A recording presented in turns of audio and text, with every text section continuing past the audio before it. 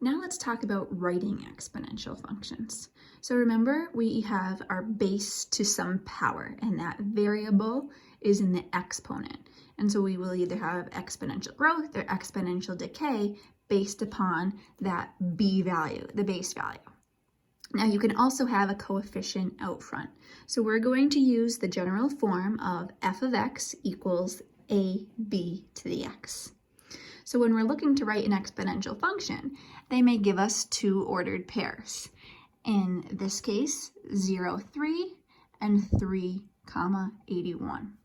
So what you're going to do is you're going to always start with the ordered pair that has the 0 as our x value. That makes it a lot faster and easier to solve because what we're looking for is a and b. We're looking for two variables. But when you have a 0 here, the good news is it'll cancel things out, so you'll only have to work with one variable instead of a system. So if I have that general function of f of x equals ab to the x, what I'm going to do is plug in the ordered pair 0, 3. 0 is an x value and 3 is a y value. Remember, f of x really means a y value. So I'll plug 3 in for my y value. We don't know a and we don't know b, and then I'll plug in 0 for x. Recall, what is anything to the 0 power? Anything to the 0 power is 1. So all I have here now is 3 equals a. Now we need to find b. So I'll plug this back in. We have f of x equals 3b to the x. Here's where I'll take my other point, 381. I'll plug in 81 for the y value, and I'll plug in 3 for the x value. To solve this, we need to get b alone, so we'll divide by the 3 first. 27 equals b to the third. Now we'll take the cube root of both sides, and the cube root of 27 is also a 3. So both a and b in this case happen to be 3.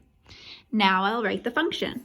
F of x equals a b to the x. So that means f of x equals 3 times 3 to the x.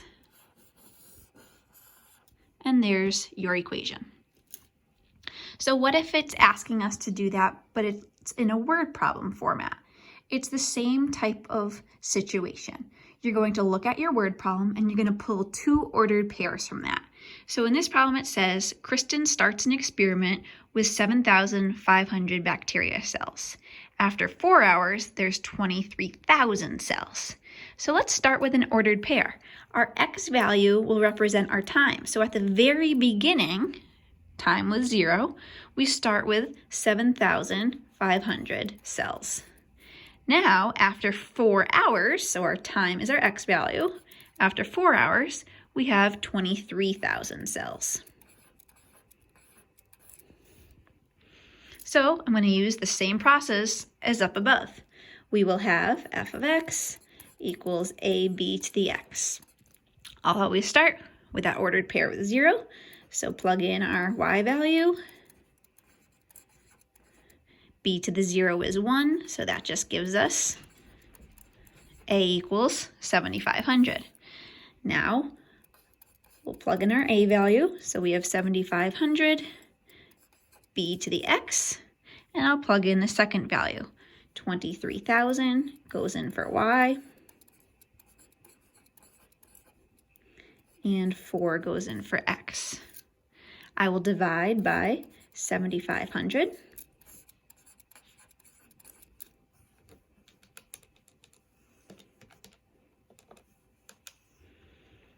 And that does not go in evenly, but we can reduce this a little bit. That can be, let's see, 230 over 75 for sure.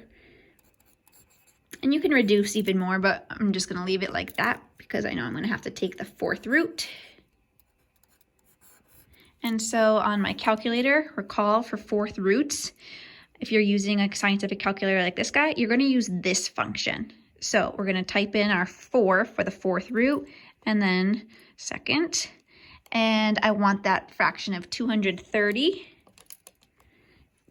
over 75. And we get about 1.32. So 1.32 is approximately b. So my equation is f of x equals 7,500 times 1.32 to the x power. So this question now says, how many bacteria can you expect after 12 hours?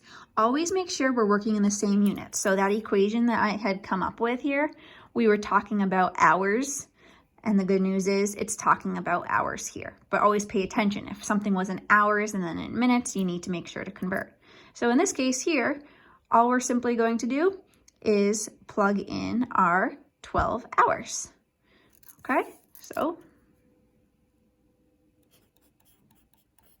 and remember, our time was our x value, so that's why we'll plug it in to the x value. Okay. If you want to leave it exact, remember you can just simplify this, but approximating is okay for this real life application. So when we're plugging it in, make sure that you don't multiply these guys, that you raise this to the 12th power first. Okay. So we'll have 1.32 to the 12th power, and then times 7,500. And so you can see here, we get quite a large number.